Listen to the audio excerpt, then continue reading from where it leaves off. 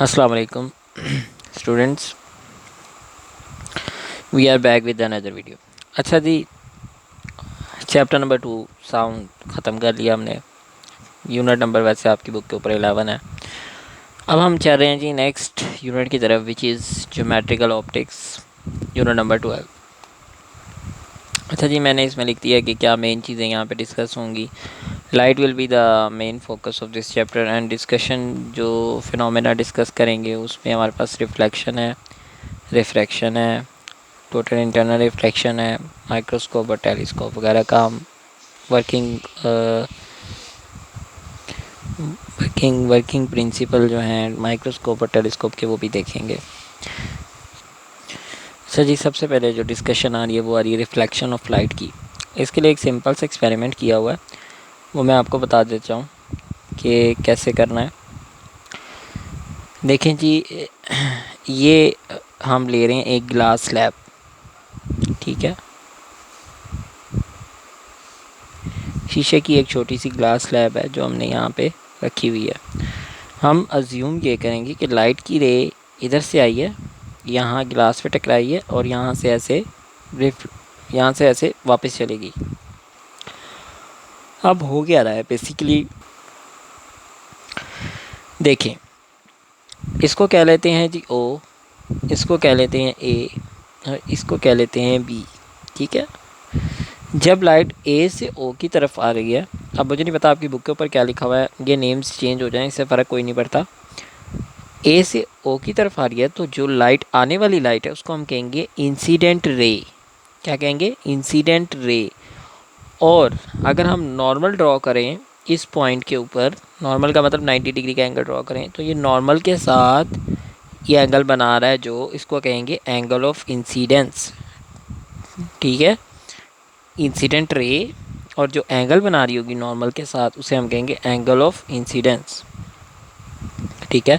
क्या होगा कि लाइट का कुछ पार्ट गिलास के अंदर चला जाएगा और बाकी का पार्ट जो है वो वापस चला जाएगा। अब देखें, यहाँ से जो लाइट टकरा कर वापस गई है इसको हम कहेंगे रिफ्लेक्टेड रे। क्या कहेंगे? Reflected ray. और नॉर्मल के साथ जो ये एंगल बना रही होगी उसे हम कहेंगे एंगल ऑफ रिफ्लेक्शन। हम क्या पढ़ें? रिफ्लेक्शन पढ़ें ना, तो इसे हम कहेंगे एंगल ऑफ रिफ्लेक्शन। अब इस एक्सपेरिमेंट से हमें क्या पता लगा? इस एक्सपेरिमेंट से हमें जो डेफिनेशन आपकी रिफ्लेक्शन की लिखी हुई है बुक के ऊपर, डेफिनेशन के अकॉर्डिंग हमें ये पता लगा है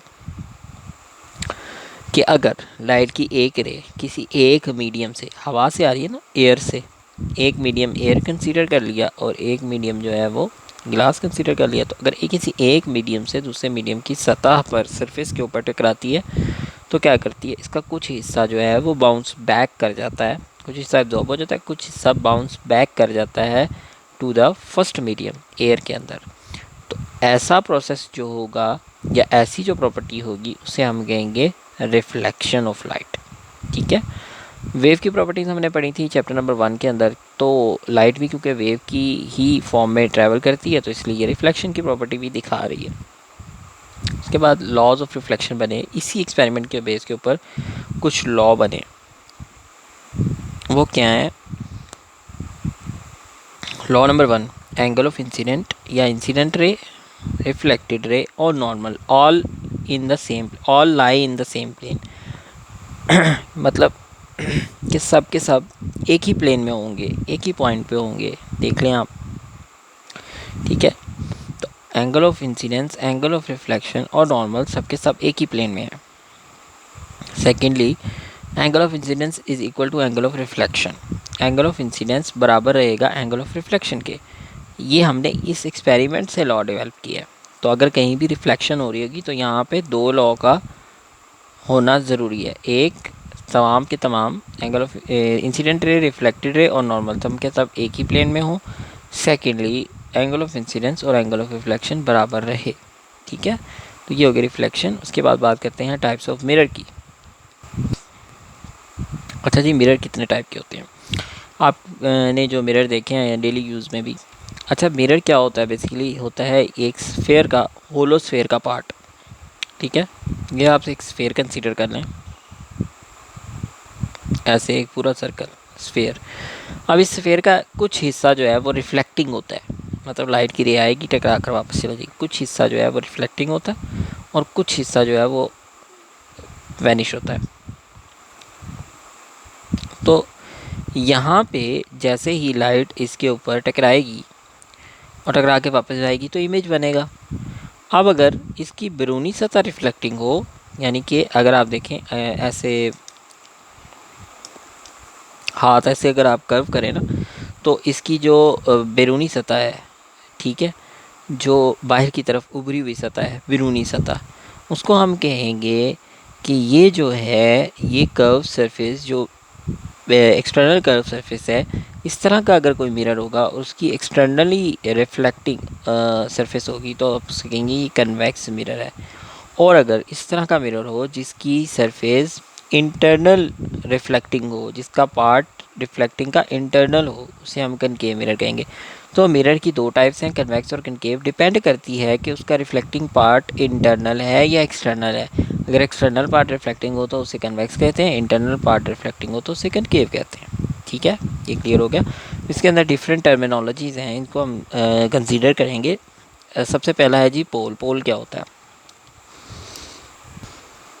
पोल क्या होता है? देखें जी, ये जो कर्व सरफेस है, ये जो कर्व सरफेस है, इसका सेंटर जो होता है, सेंटर, उसे हम पोल कहते हैं। ठीक है, बुक के ऊपर डेफिनेशन लिखी है, the centre of the curve surface is pole. Centre of curvature क्या होता है?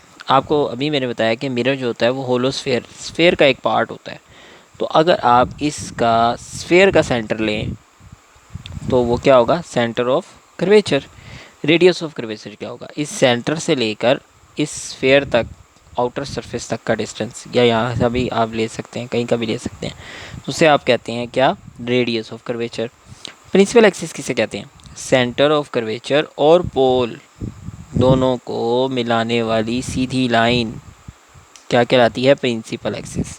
ठीक है, और उसके बाद आता है प्रिंसिपल फोकस। प्रिंसिपल फोकस का क्या मतलब है? देखें, लाइट की जो रेज होती है ना, वो जब रिफ्लेक्ट करती हैं, रिफ्लेक्ट करने के बाद सारी की सारी, हम ये केव के ऊपर एग्जांपल ले लेते हैं, रिफ्लेक्ट करने के बाद सारी की सारी लाइट की रेज जाकर एक पॉइंट पे मिल जाती हैं। ठीक है, ये जो एक पॉइंट पे जाके मिलना है, इसको हम कहते हैं जी, ये है प्रिंसिपल फोकस। रिफ्लेक्ट करने के बाद सब रेज एक पॉइंट पे मिलती हैं, उस पॉइंट पे हम कहते हैं कि ये वो पॉइंट है जहाँ पे फोकस होगा मिरर का, जिसको हम कहते हैं प्रिंसिपल फोकस। ठीक है, तो ये छोटी छोटी डेफिनेशंस थी ये जो आपने करनी है, और ये आपका आर्टिकल था। कुछ चीज़ें मैंने बता दी हैं, बाकी इंशाल्लाह ताला नेक्स्ट वीडियो में हम डिस्कस करेंगे। अल्लाह हाफिज़।